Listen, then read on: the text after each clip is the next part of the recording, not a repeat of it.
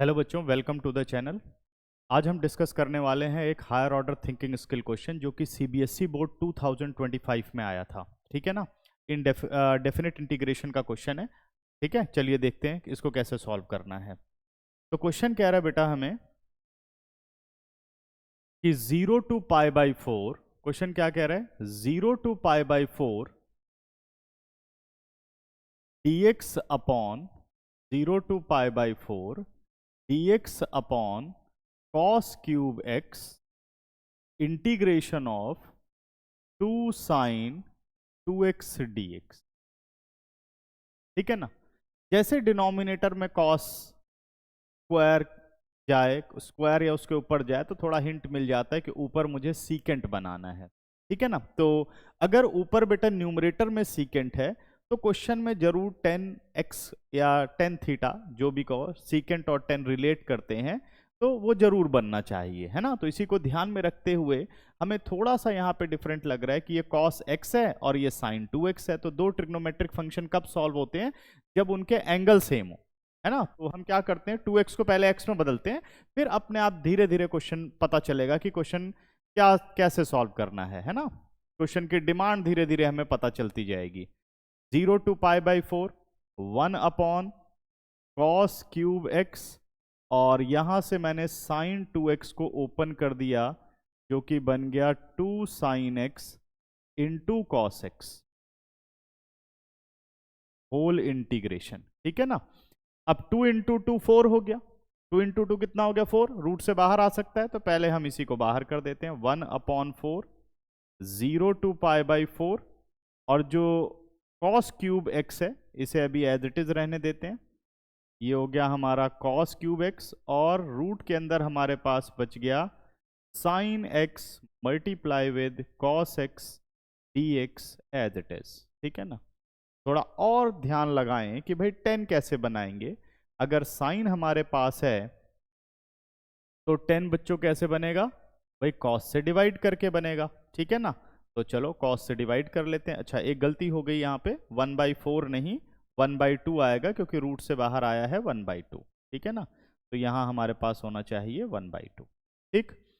तो 1/2 as it is integration of 0 to pi by 4 हमारी limit है, और 1 upon cos cube X as it is है, और जो साइन एक्स है इसको मैंने कॉस से कर दिया डिवाइड, और जो हमारा कॉस है उसे हमने कॉस से कर दिया मल्टीप्लाई। तो क्वेश्चन पर कोई भी इफेक्ट नहीं रहा। ठीक है। अब ये जो कॉस स्क्वायर एक्स है बेटा, after the root it is cos X, बाहर आया। Cos X into cos cube X हमारा बन गया कॉस इस टू पावर 4।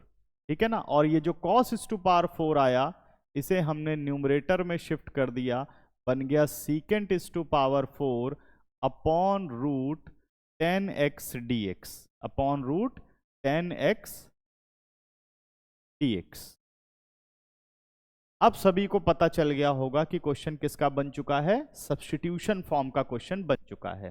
ठीक है ना। इनडेफिनिट का ही क्वेश्चन है ये, बाद में बस हमें लिमिट इसमें अप्लाई करनी है। ठीक है ना। तो देखिए सब्स्टिट्यूट क्या करना है हमें? हमें सब्स्टिट्यूट करना है 10x को। तो हमने कर दिया जी put 10x is equal to T square. 10 का डेरिवेटिव हो गया बच्चों सीकेंट स्क्वायर एक्स dx, और टी स्क्वायर का हो गया 2t dt। क्लियर है। अब हम इसको अप्लाई करते हैं अपने क्वेश्चन में। ठीक है ना। क्वेश्चन में अप्लाई किया हमने तो ये बन गया आपका 1/2, और अगर हम सब्स्टिट्यूशन करते हैं तो हमें इंटीग्रेटिंग लिमिट भी चेंज करनी होती है। तो इंटीग्रेटिंग लिमिट कहां चेंज करोगे? जहां 10x को आपने टी स्क्वायर कंसीडर किया हुआ है। तो x को हमने 0 डाला, 10 0 0 होता है, 0 का रूट 0। लोअर लिमिट डालने पर लोअर लिमिट मिलती है।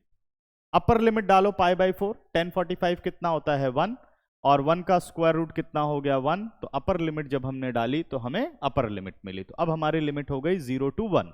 ठीक है ना। और सीकेंट स्क्वायर से 2 सीकेंट कट गए, और न्यूमरेटर में हमारे पास बच गया सीकेंट स्क्वायर एक्स, और रूट के अंदर आ गया टी स्क्वायर। करेक्ट है। रूट के अंदर क्या आ गया? टी स्क्वायर, और यहां बच गया हमारे पास 2t dt। ठीक है, अब आगे का सॉल्यूशन देखिए, ये 2 बाहर आएगा, 1/2 वाले 2 से सिंप्लीफाई हो जाएगा, कैंसिल आउट। टी स्क्वायर का रूट बाहर आया, टी हो गया, टी से टी कट गया। अब हमारे पास फाइनली बच गया बच्चों सीकेंड स्क्वायर एक्स dt। हमारे पास क्या बच गया, secant square x dt। Limit हो गई 0 to 1 and secant square x dt। तो जब तक x में फंक्शन रहेगा हम इंटीग्रेट नहीं कर पाएंगे। अब हमें सीकेंड स्क्वायर एक्स को t में कन्वर्ट करना है, तो हमें पता है हमने 10x को t स्क्वायर पुट किया है, तो हम इस सीकेंड स्क्वायर x को चेंज करेंगे, जो कि हो गया 1 + 10 स्क्वायर एक्स dt। क्योंकि 10x t स्क्वायर है तो 10 स्क्वायर एक्स कितना हो गया, 0 to 1 1 t to the power 4 dt, sorry 1 + t to the power 4 dt।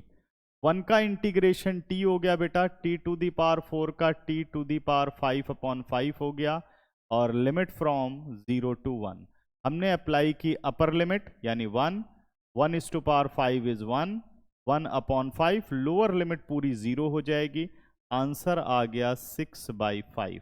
यानी हमारे इस डेफिनेट इंटीग्रेशन का आंसर है 6/5। ठीक है, डेफिनेट इंटीग्रेशन का आंसर है 6/5। तो ये इसका फाइनल आंसर आ गया। ठीक है ना, तो एक बहुत अच्छा क्वेश्चन है, मैं समझता हूँ आप सबको ये समझ में आ गया होगा। ठीक है ना, इसी तरीके के और आगे हम क्वेश्चंस डिस्कस करेंगे। ठीक है, तो बाकी के क्वेश्चन देखने के लिए जो प्लेलिस्ट है सीबीएसई हॉट्स क्वेश्चन की प्लेलिस्ट, वो आप पूरा का पूरा देखें और सारे के सारे क्वेश्चन कवर करें।